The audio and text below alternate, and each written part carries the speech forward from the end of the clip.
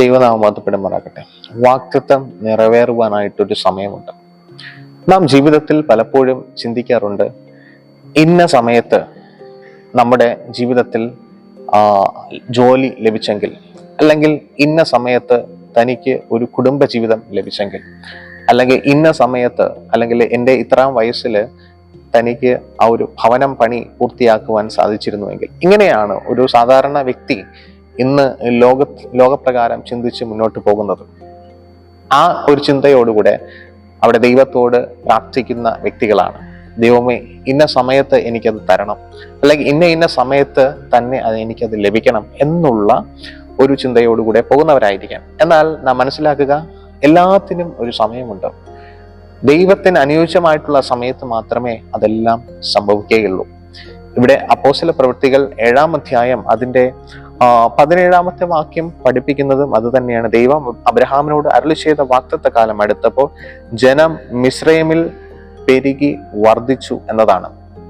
ഇവിടെ ദൈവിക വാഗ്ദത്തം നിറവേറുവാനായിട്ട് അബ്രഹാമിനോട് കർത്താവ് പറയുകയാണ്, ആകാശത്തിന്റെ ആ നക്ഷത്രങ്ങൾ പോലെയും അതുപോലെ തന്നെ കടലിലെ മണൽ തരികൾ പോലെയും നിനക്ക് സന്തതികൾ ലഭിക്കും എന്നതാണ്.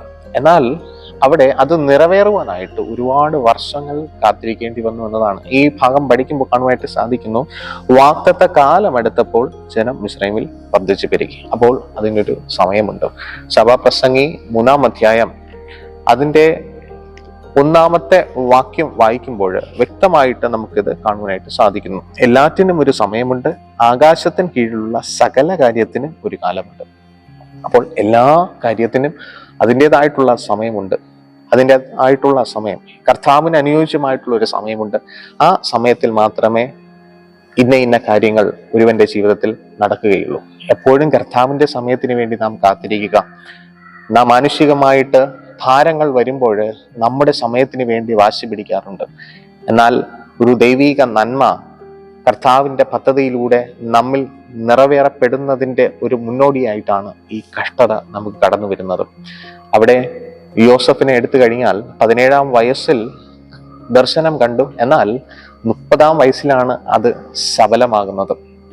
ദാവീദ് തന്റെ ബാലനായിരുന്ന സമയത്ത് അഭിഷേകം ചെയ്യപ്പെട്ടു, എന്നാൽ രാജാവായി തീരുന്നത് തുടർന്ന് ഒരുപാട് വർഷങ്ങൾക്ക് ശേഷമാണ്.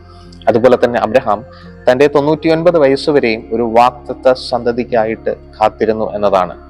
മനസ്സിലാക്കുക, ദൈവിക വാഗ്ദത്തങ്ങൾക്ക് ഒരു സമയമുണ്ട്.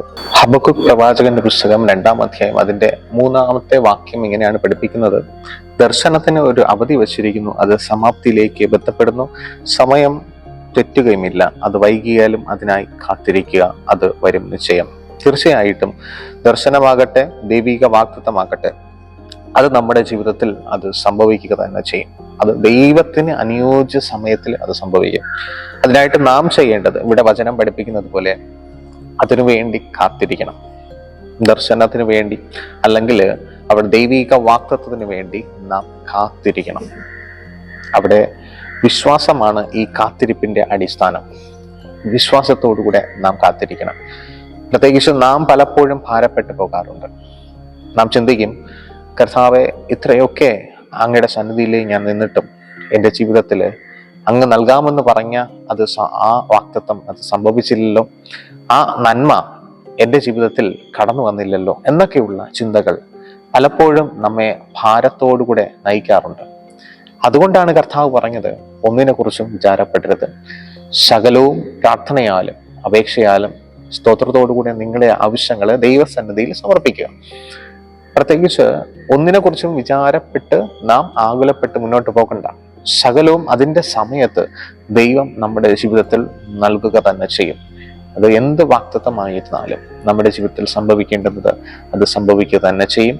ഇവിടെ ഹബക്കൂക്ക് പ്രവാചകന്റെ പുസ്തകം 2-ാം അധ്യായം അതിന്റെ 4-ാമത്തെ വാക്യം പഠിപ്പിക്കുകയാണ്, നീതിമാനോ വിശ്വാസത്താൽ ജീവിക്കും.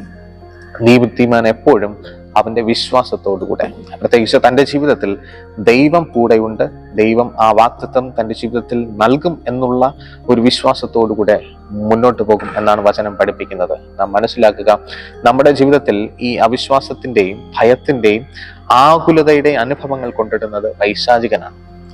വചനം പഠിപ്പിക്കുന്നു, പൈശാചികനോട് എതിർത്ത് നിൽക്കുക, എന്നാൽ അവൻ നിന്നെ വിട്ട് ഓടിപ്പോകും. പലപ്പോഴും ഈ പൈശാചിക ചിന്തകൾ നമ്മുടെ ജീവിതത്തിൽ കടന്നു വരുമ്പോൾ നാം എതിർക്കാതെ അതിൽ വീണു പോകാറുണ്ട്. കർത്താവ് പറയുന്നു, നിങ്ങൾ എതിർത്ത് നിൽക്കുക. പൂർണ്ണ വിശ്വാസത്തോടുകൂടെ ദൈവസന്നിധിയിൽ ദൈവിക വാഗ്ദത്തത്തിനായി കാത്തിരിക്കാം. ദൈവം നമ്മെ അനുഗ്രഹിക്കട്ടെ.